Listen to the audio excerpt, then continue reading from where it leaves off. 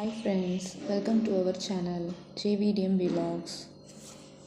Last வீடியோவில் கிருஷ்ணரோட birth வரைக்கும் பார்த்தோம்.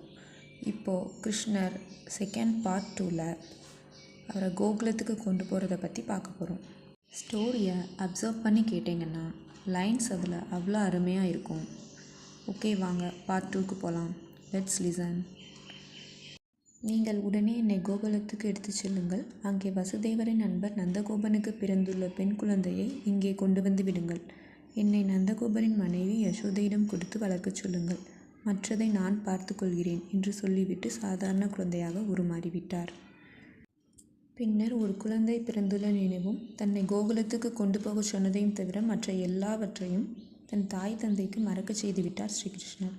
கனவிலிருந்து விழித்தவர் போன்ற வசுதேவர் குழந்தையை எடுத்து போகும் ஏற்பாட்டை செய்தார். அவர் குழந்தையை தொட்டாரோ இல்லையோ கையிலிருந்த விலங்குகள் கலன்றுவிட்டன. சிறை கதவுகள் தானாக திறந்தன.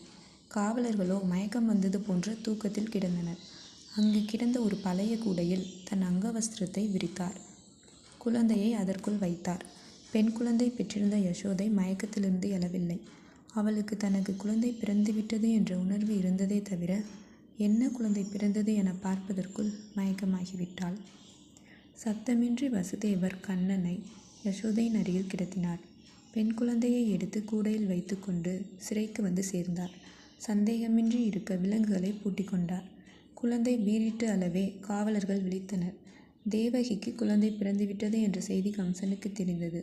மிகப்பெரிய வாளுடன் வசுதேவர் பூட்டப்பட்டிருந்த அறைக்குள் புகுந்தான் கம்சன்.